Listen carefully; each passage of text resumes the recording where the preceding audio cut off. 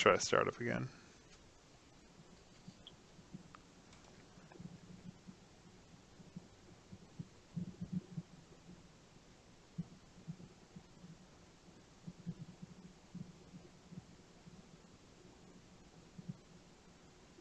Well, it hasn't told me it's not on yet, so maybe we're live.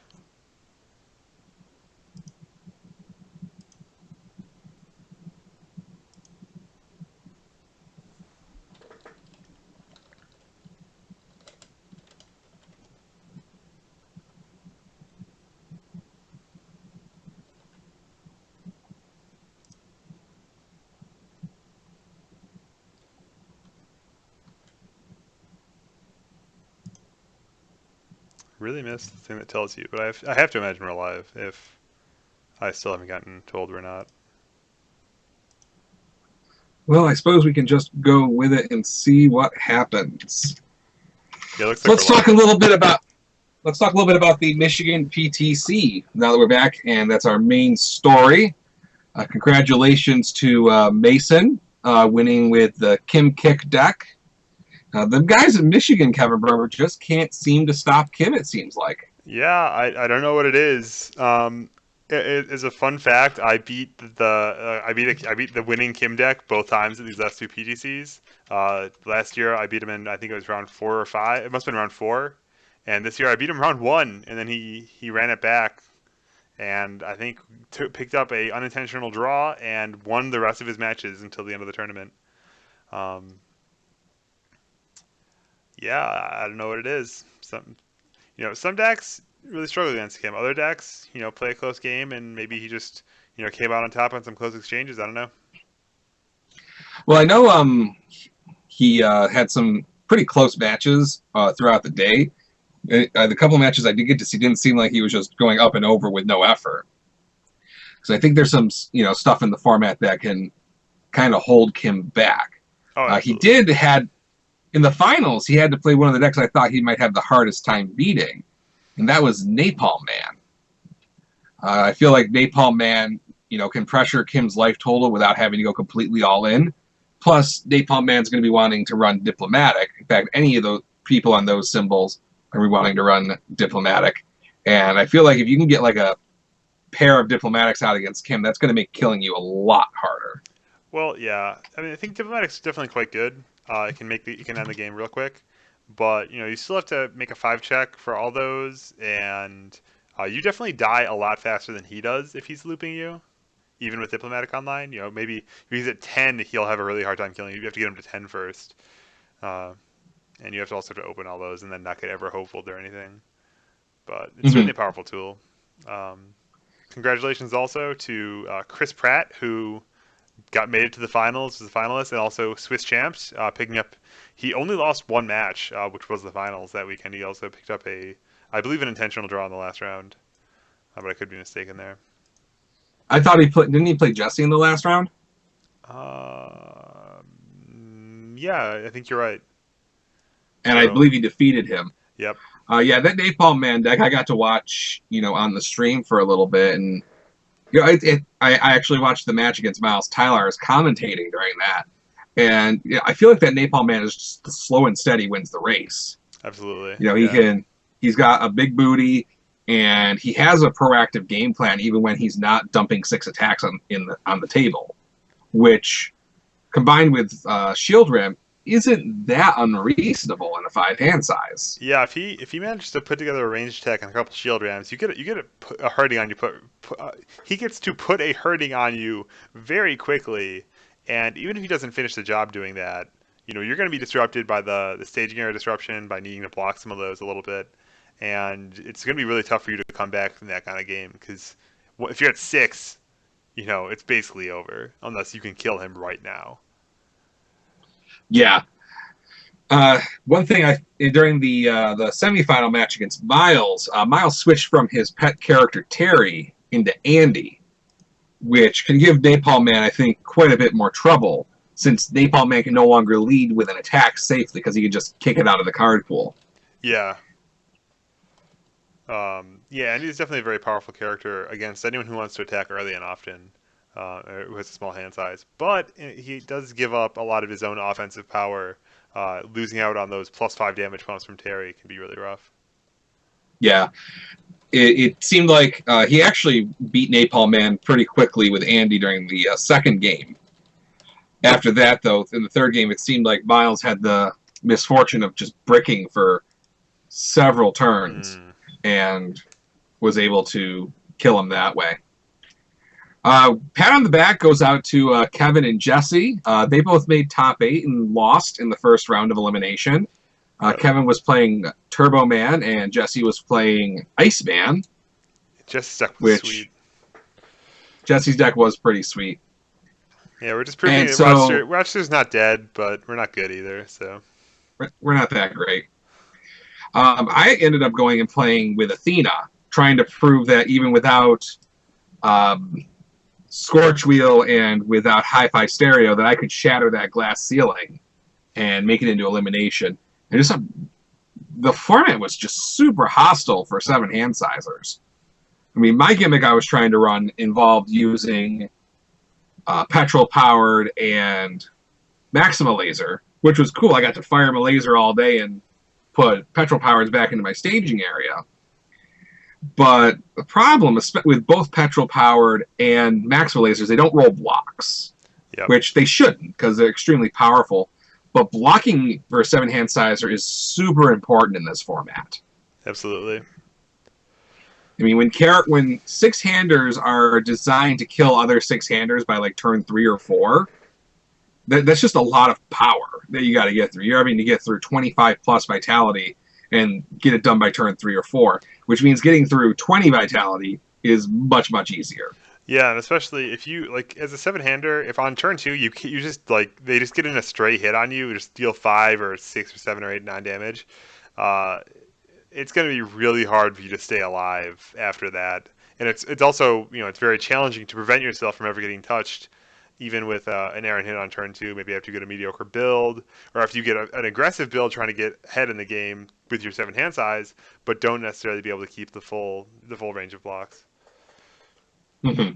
So And yeah, so I guess that kind of brings us to our next topic. what were your toughest Oh, go matchups? ahead. I wanna ask this because you haven't told me. Like I don't recall who you played against, had a bad time with. Well, a little bit about my matchups at 7-hander. I started off against a King deck rather. And I feel like that I was able to keep enough pressure on King's low life total that she never really went in.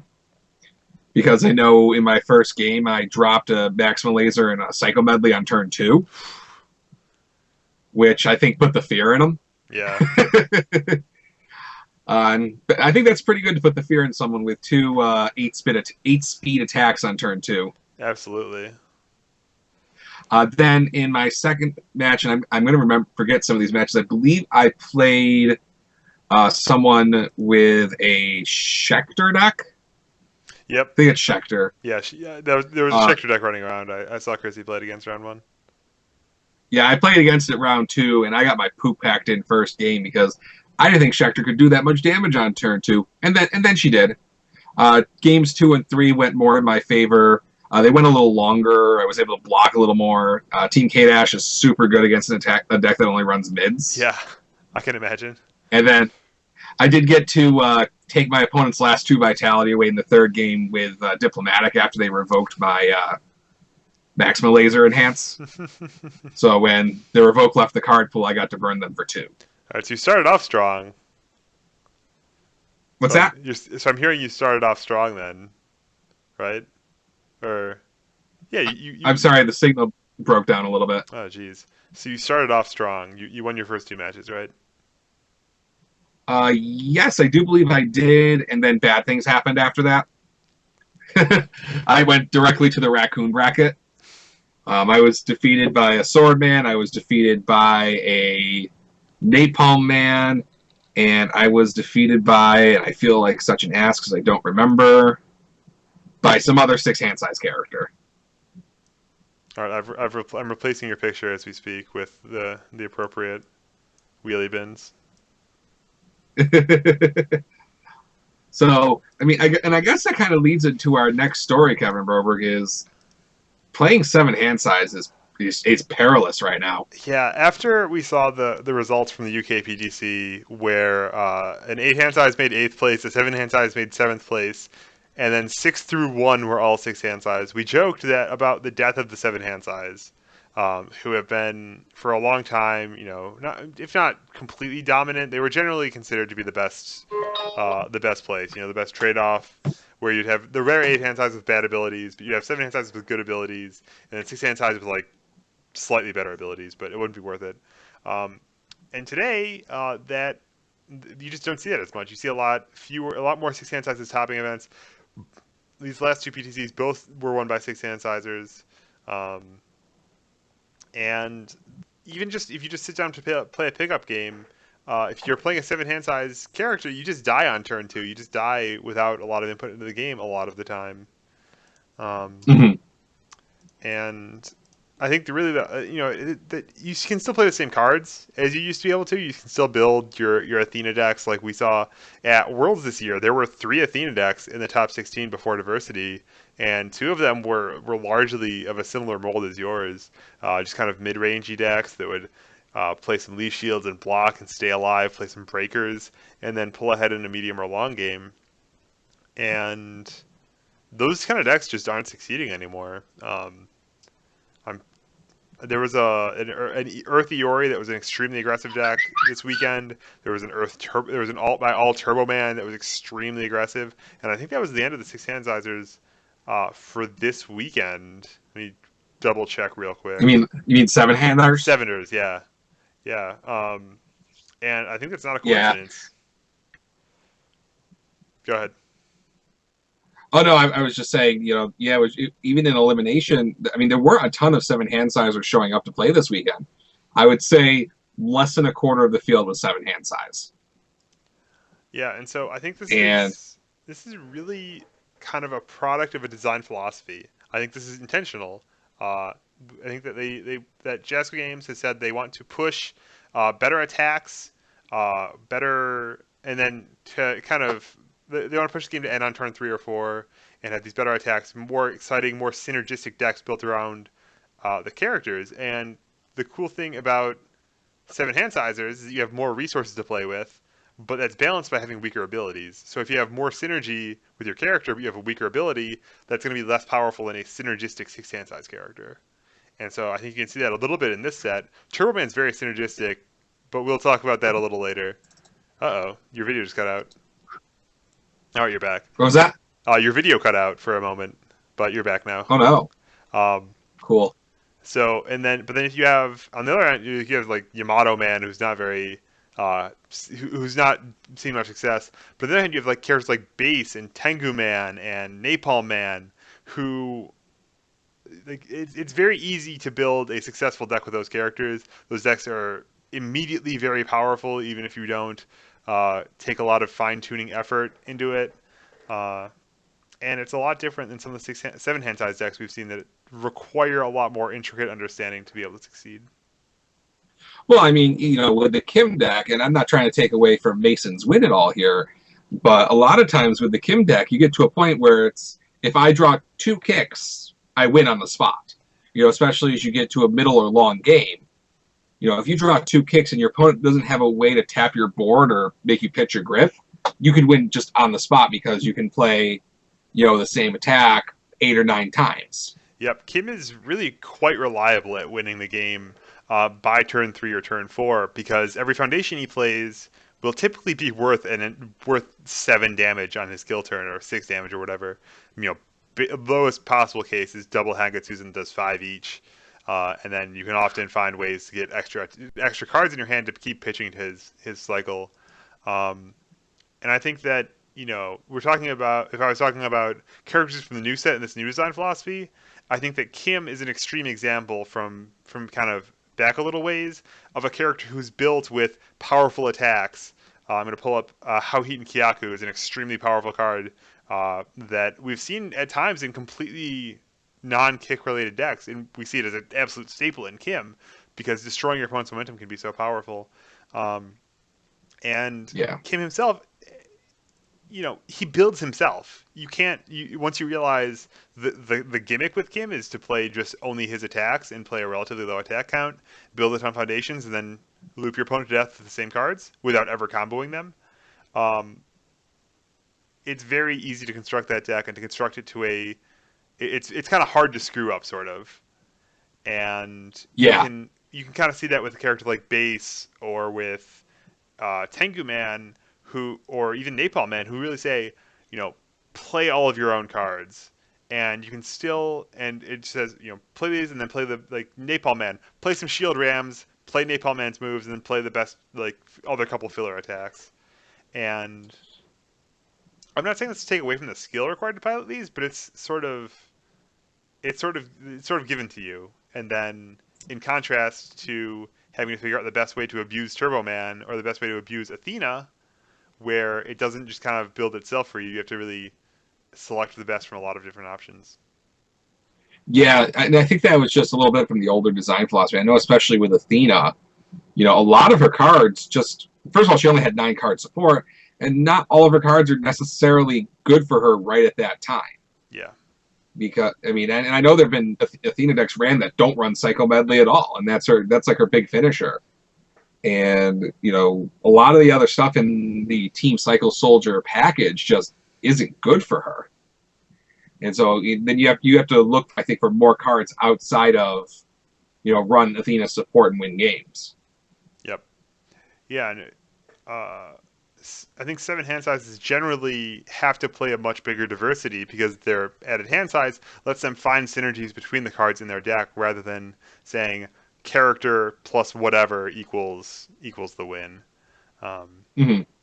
and I think that with this kind of proliferation of decks that are kind of competitive, even if you just pick the character's own support, which is what they're like. That's the goal here, is to make it so that you can build a base out of the box as its own support and have it be not quite as good as the best decks, not quite as good as a base deck even that is built with the whole kind of world of options available to it in mind. But you can build a passable deck that's like 3/4 as good or something. That necessarily means that you kind of get these other properties where you can kill a 7 hand size character. That makes it so risky to play 7 hand size characters. That makes games kind of come down to more about what you can draw versus how well you can play. Right. Now, I do think there's some disadvantages to, the design right now, especially once you're in tournament. Because I feel like, if you play a character with all their support, and I've had this happen to me before, where there are just some matches you literally can't win.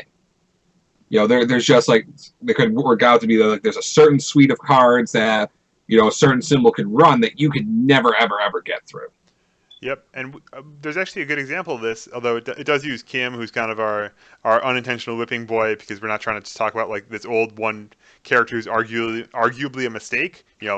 People have asked to ban Kim in the past, which I think is absurd.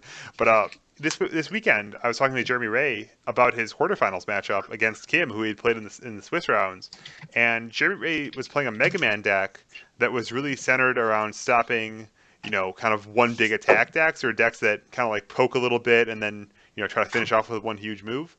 So it had a lot of leaf shields. It had a playset of crime fighters, and all of its tools really just weren't effective against Kim. And the tools that were effective are based on committing his staging area, and Kim has a trump for that, Kwang Chang Nim, which prevents any of his cards from being committed by any effects. So Kim just kind of stares at him, plays a little bit of defense on Jeremy, and Jeremy won't be able to win the match unless he can actually become the aggressor and beat down Kim before Kim can find his anti meta piece to then easily slap down Jeremy's 28 life. Mm-hmm. And I think that It, you know you can see these kind of lopsided matchups in a lot of cases with 6 hand size characters. And a lot of like 6 hand size decks lend themselves to having lopsided matchups. If you're doing if there were like base is kind of an example in the wrong direction, or if you have a reversal deck, like base is probably going to beat the crap out of it. mm-hmm. Yeah, I mean, there's just I think that this isn't even necessarily bad. I think as people grow as UFS players and they're going to be running the characters with their suite and it's really good. then they have to grow as a player to find things outside of base and base's stuff that's going to help protect base and base's gimmick. Yes. Yeah, I think that. And I think that's where people are going to grow as players. Yeah, this kind of design philosophy of build your like play your character and their own support. I think that's a really good way to give people a stepping stone into the game. Although it's a little scary when you go from kind of the warm comfort of the womb, so to speak, of playing, the obvious stuff that's got fully supported, that works out of the box, no problem, and then to try to build your own deck in and try to compete with it without, if you switch to a Nacris or even a higher tier character, like switch to a champ card or something, um, it's a much different experience to try to build around just whatever you can find rather than the stuff that's been tailor made for you. Fair enough.